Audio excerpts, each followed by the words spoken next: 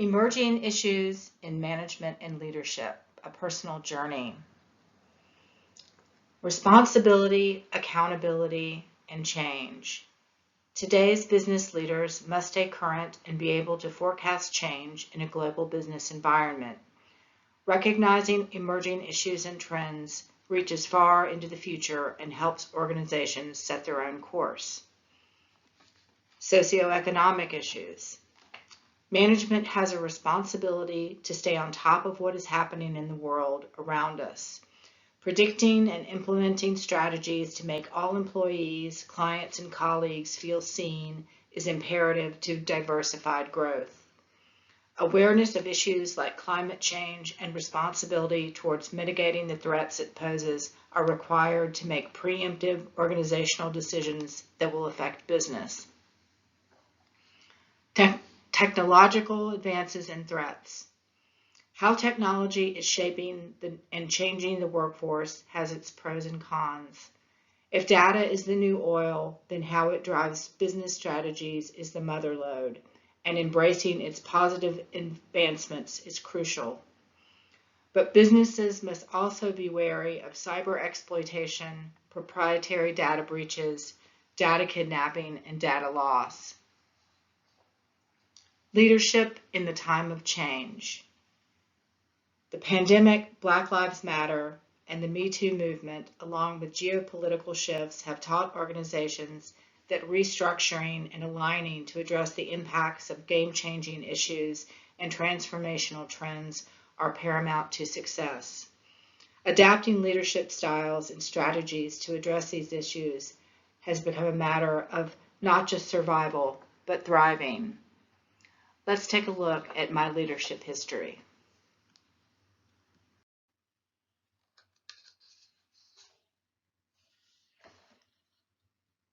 Formative leadership development. I attended a military academy in secondary school, and I was one of the first few females at the academy. To succeed in my endeavors, I had to demonstrate drive and determination to rise in the ranks of the junior ROTC Army. I also had to highlight my ability to work within the structure of a battalion by developing team skills and building relationships. This structure defined my early definition of leadership and continues to inform my current interpretation of leadership as a hybrid of individual initiative and group effort. I believe that some individuals possess or have acquired the skills, drive, and charisma to lead others effectively.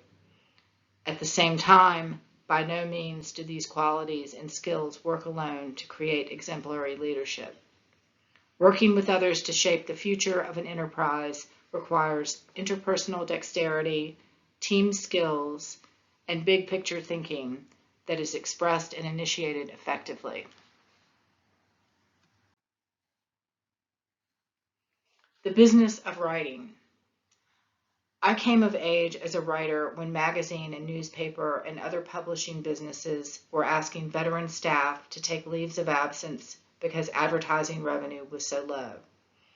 This development led to understaffing and the need for freelancers.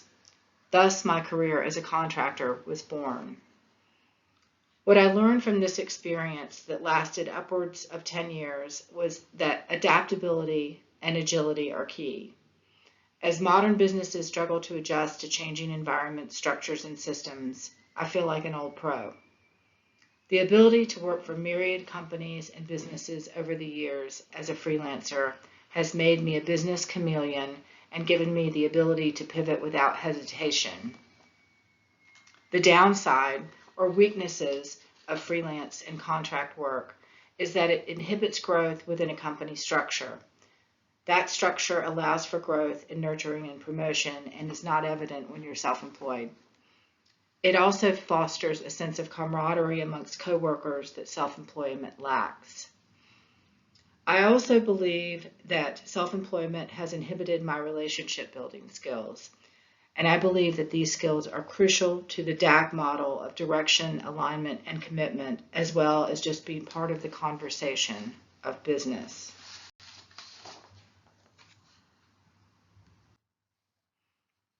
Learning from change. As a remote employee, the pandemic reinforced my work ethic. During that time period, I was able to take my skills and sell them as a service. I taught people how to work from home during the pandemic. This initiated my original contact with the Center for Creative Leadership and my current employment there.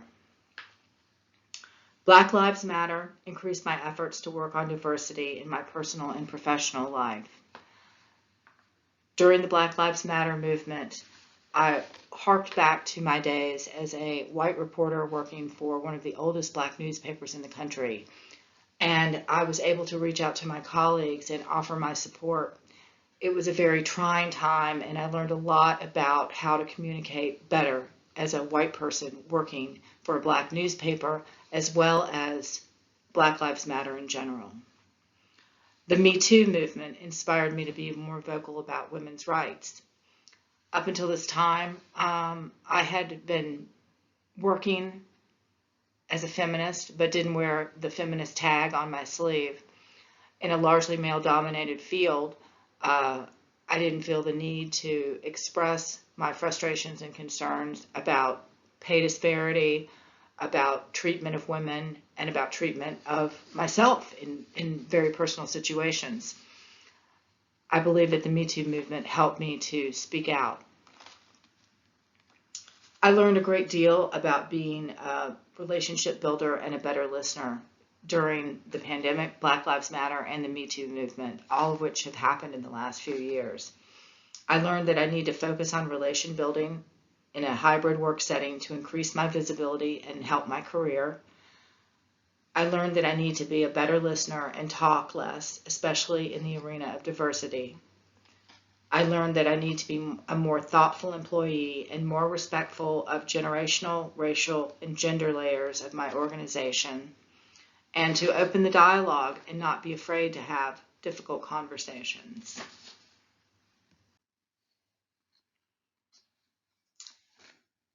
The Center for Creative Leadership is where I have landed and what has opened the door for me to take this Leadership MBA program. My personal journey as a business leader has led me once again here to a place that I worked at 25 years ago as a contract employee and writer. I circled back to CCL because I believe that leadership is the most important issue that we're facing as a country, as business leaders, and as political leaders. I think the lack of leadership is terrifying, and I want to be a contributor to helping that change. My goal is to be with this company for the rest of my career and be able to nurture everything that I'm trying to achieve within an organization. My goal is to use my content creation and communication skills to help make leadership happen and to foster growth for the leaders of tomorrow. My strength along this journey is completing my LMBA. And my goal is to join the sales and marketing department to make this happen. I have already started developing relationships within the sales and marketing department, and I hope to be in that position within 6 months. Thank you so much for your time.